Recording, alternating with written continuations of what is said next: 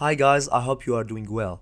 I'm following the Méthodique and I would like to talk to you more in details about the items in this picture.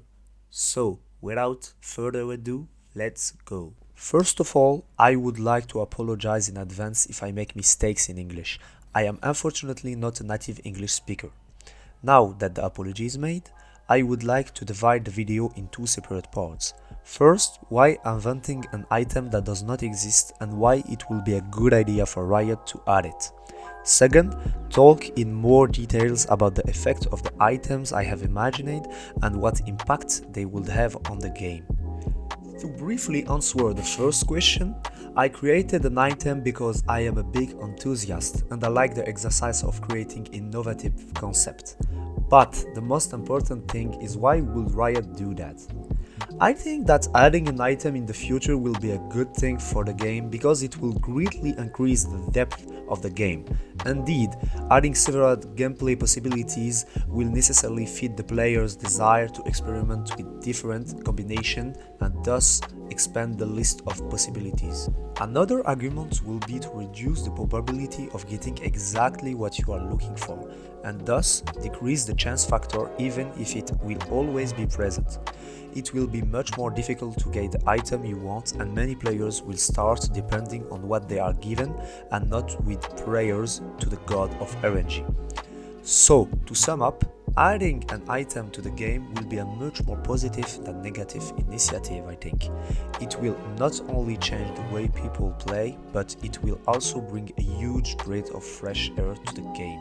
And now, moving on to the video. Adding an item will mean adding 9 other items.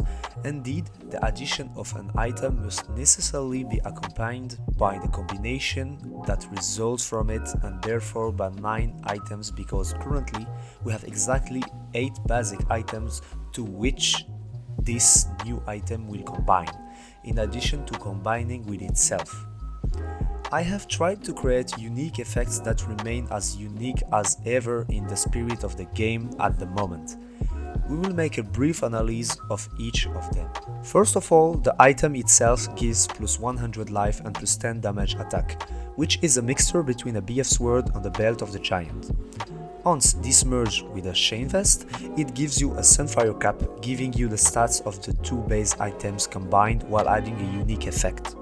The user of the item inflicts damage on a single square around him, inflicting damage proportional to the level of your hero, which makes him the first item that scales in the game.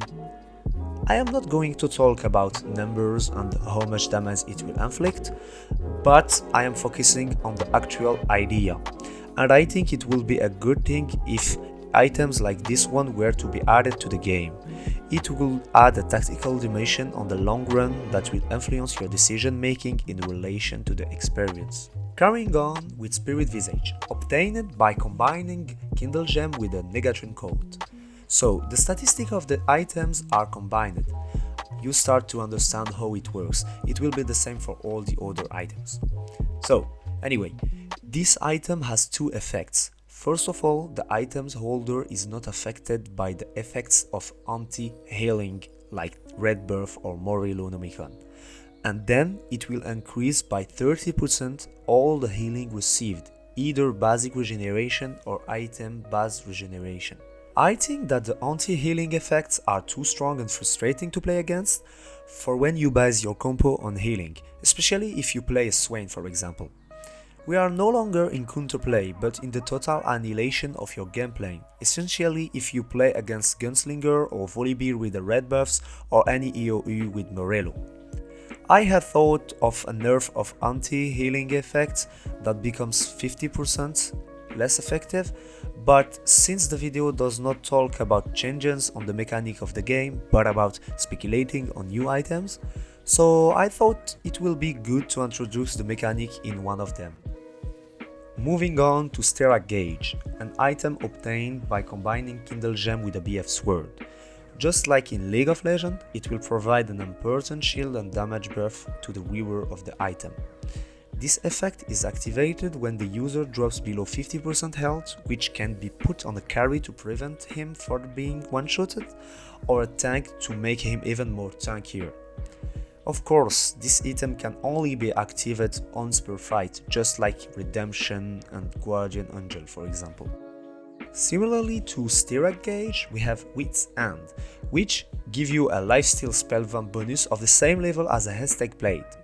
When you drop below 50% of your health, which is all the more interesting on the melee champion, because the effect of the item is doubled at that moment. We will be tempted to think that the effect is almost the same as Styrak, but there is a big difference. Unlike Styrak, Wit's End is active as long as the wearer has less than 50% of his life, which implies that the effect is persistent and does not disappear after a single use. Therefore, its interactions are very different, making choosing the character that will equip it much more interesting. I would lean more towards Volibear or Garen. Let's talk about the next item, the Black Cleaver. Rearing this item makes the user's basic attacks reduce the enemy's armor by 10%, up to 60%. It is probably an item that is added to the group of OP items on gunslingers like Red Buff or Swordbreaker, etc. Because in addition to afflicting everyone, there is not even a percentage chance of missing the armor reduction, which makes the synergy even more dangerous. Nevertheless, I think it's a good alternative to the nobles who are currently the most powerful of the synergies. I specified that I am making this video on patch 9.15, which has changed the noble synergy, making it far too powerful for my test. Maybe you think that the bonus armor being only 60 makes the Black Evil less interesting than if the nobles had a bonus of 100 armor. However, don't forget that they now have 60 in magic resistance, which makes them very tanky against all type of damage and almost unkillable. A big mage comp could defeat the nobles before this patch, but clearly it's much more complicated right now. Would physical damage compositions such as Gunslinger do better? Well, yes and no. On a sample of several games, every time there were nobles, they won the game, because they were too resistant, especially against my Gunslinger's comp that I use quite often. The Black Cleaver is therefore a good solution against this kind of comp, even if I don't agree with the principle of countering one strong mechanic with another, but anyway, we have a lot of patches and changes will be made very quickly, I hope. It is another argument that we can also use for the potential existence of the Black Cleaver, since it can be balanced by nerfs if it's too strong. All this to say that it is the idea and the mechanic in itself that I wanted to explore and not the balance. Hextech Proto Belt is a very curious idea I had by deciding to add a unique mechanic which will make the gameplay even more interesting and diverse with it. In fact, when a hero is equipped with this item, he will simply replace his ult by a new one that inflicts magical damage in the area. It's ideal to add damage to your composition or use the interesting stats of a character to enhance it. Because obviously the asset of the item will be more powerful on the character with 3 stars than with 2 stars and so on.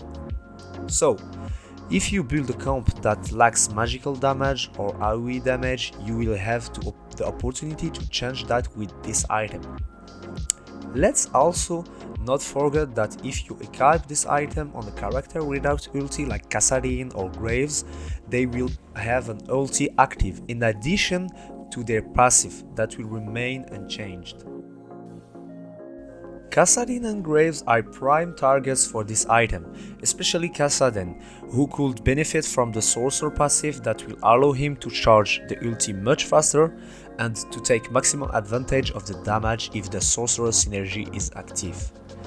The user will be given a mana bar of 100 while starting the fight at 0. In any case, it is as I see, but obviously there are only details. The most important things once again is the idea of getting a new ultimate ability that can be used by anyone. If you combine Kindle Gem with itself, you will get ZK's Convergence. The effect of this item will be triggered right after the user's ultimate. The effect is simple. When the unit uses its ultimate, it is surrounded by a froststorm that inflicts damage per second but also slows down the enemy units, slowing down their movement but also their attack speed, making this item similar to Frozen Heart once used. It will therefore be necessary to prioritize units with low mana so that they can benefit from it quickly and regularly. Frozen Heart seems to be much better since it's active from the beginning of the fight, but even assuming that the Zeke stats are completely balanced, it can actually compete with Frozen Heart.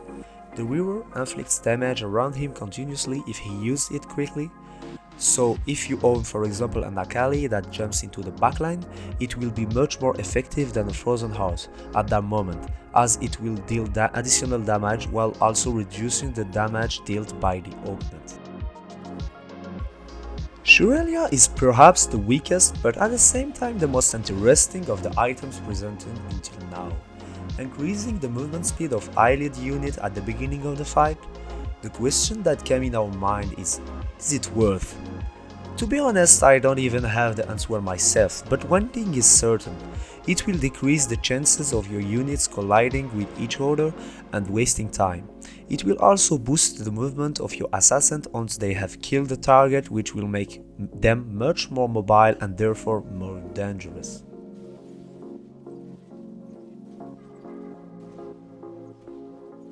And we end up with the last item. It's probably the most controversial of all. This is the combination of Kindle Gem and Spatula, which gives Home Wrecker, an item that will not give you any statistic at all, but which in return will allow you to scrap items between rounds, meaning that you could switch items between characters as long as this item is on the field. Some will think that it's too strong, others will say it's too bad, since we are wasting two small items when we could have made another one. But that's what makes the exercise more fun for me. One thing is certain, at the beginning of the game this item is the worst of all to combine. But what about the end game? Is it strong enough? I invite you to give your opinion in the comment section and share your thought with me. I will even do a survey that you can fill out by cheat or bad, and I will collect the answers and put the results in the comments, so don't hesitate to give your opinion. Thank you very much all for having followed this video. Tell me if you want me to make other videos like this one, and bye bye.